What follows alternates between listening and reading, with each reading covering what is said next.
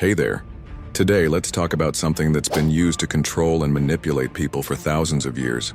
The divide and conquer strategy. You might have heard this phrase before, but understanding how it works could save you from becoming its next victim. Think about a bundle of sticks. Together, they're almost impossible to break. But separate them, and you can snap each one easily. That's exactly how divide and conquer works in real life. Whether it's in politics, workplaces, or even personal relationships, the strategy remains the same. Break people apart to weaken their collective power. Let me share a classic example. Imagine a workplace where employees are considering forming a union. Suddenly, management starts treating different departments differently, giving special privileges to some while ignoring others. They might spread rumors about certain teams getting preferential treatment, or create artificial competition between departments. Before you know it, what could have been a united workforce becomes fragmented groups pointing fingers at each other. But how do you spot these tactics before they work their magic? First, watch out for sudden us versus them narratives. If someone's trying really hard to make you see another group as your enemy, ask yourself, who benefits from this conflict?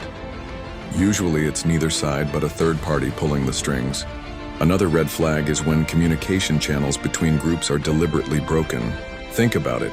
If two groups can't talk directly to each other, they can't share experiences or realize they might have common interests. That's why oppressors throughout history have often banned gatherings or controlled information flow. The scary part? In today's digital age, divide and conquer has evolved.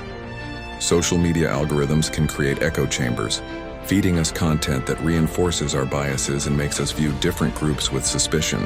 Before we realize it, we're caught in these artificial divisions. So how do you protect yourself? First, always verify information from multiple sources. Don't let someone else's narrative be your only window to understanding different groups.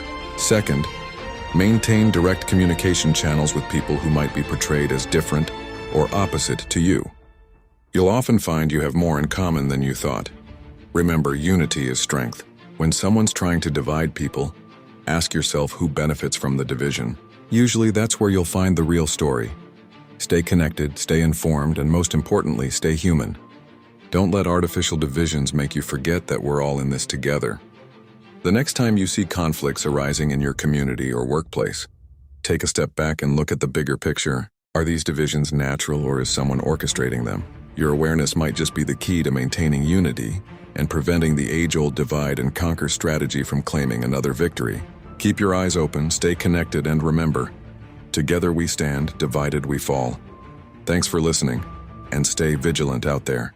Let us talk about something that happens way too often in the workplace, the dreaded divide and conquer strategy. You know what I'm talking about. When someone tries to pit people against each other to gain power or control. Well, today I'm going to show you exactly how to shut that down. First, let's understand what we're dealing with. A divide and conquer player typically works by spreading rumors, creating artificial conflicts, and isolating people from each other. They'll whisper different stories to different colleagues, makes them feel special while excluding others, and love nothing more than saying, "Don't tell anyone else, but here's your game plan to crush this toxic behavior." Step 1, document everything.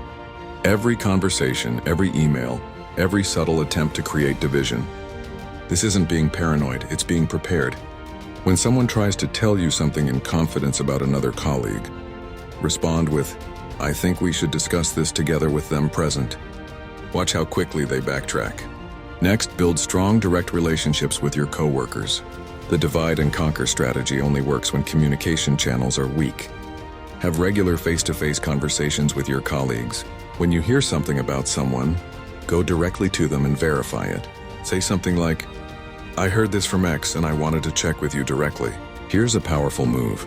Create group settings where information is shared openly.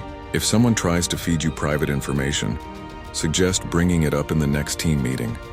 Nothing defeats secretive manipulation like transparent communication. Remember, these manipulators often present themselves as your closest ally while stirring up trouble. Don't fall for it. When they try to make you feel special by sharing gossip, respond with, "I appreciate you telling me this, but I think it's important we discuss this as a team." Another effective strategy is to actively bridge divides. If you notice someone being excluded, bring them into the conversation. If you see artificial barriers being created between departments or teams, organize cross-team projects or social events.